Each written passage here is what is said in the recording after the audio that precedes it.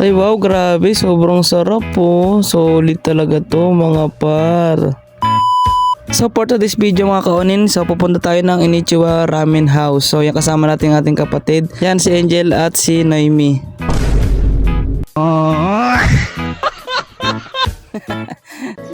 Konnichiwa.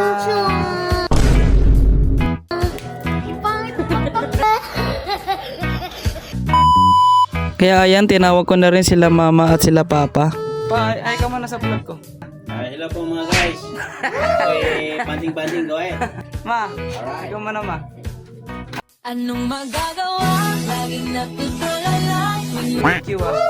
Konnichiwa, ramen. At yun pasikat ka boy. Eh papa, tas Okay kasi magsakay kasi mabagal, di ba? ikaw Jel, dito ka na sa amin. Kasi lain ka na lang namin dyan.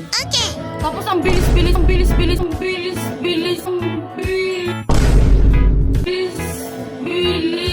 mo. Sakto lang yan.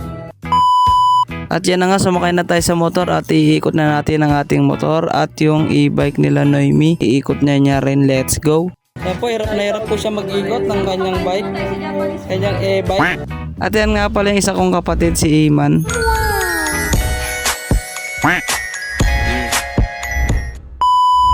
Pupunta na kami doon. Let's go. Yan sila.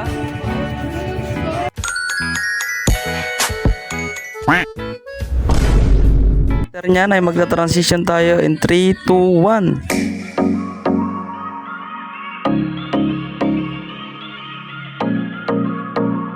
At yan nga, habang umorder kami, kung gusto nyo pumunta dito, i-search nyo lang sa Google Map ang Inichiwa Ramen House. Dito lang yan sa Lot 10 Cuevas Compound sa Paliparan 2, Dasmariñas, Cavite. At ito ay malapit din sa May Dali. Ayan.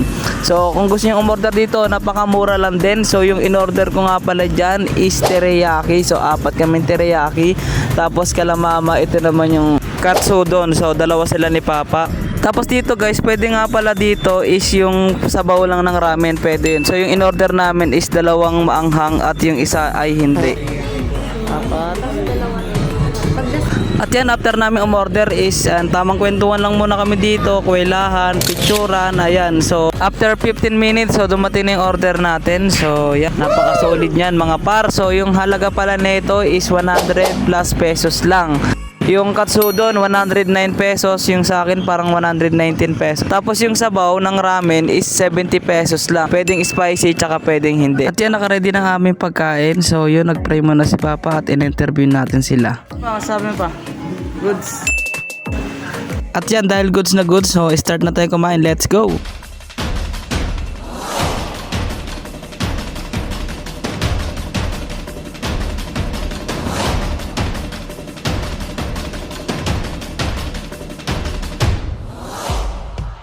At yan, tapos na kami kumain at nagbayad. So yun, nagpahagin muna kami dito sa labas.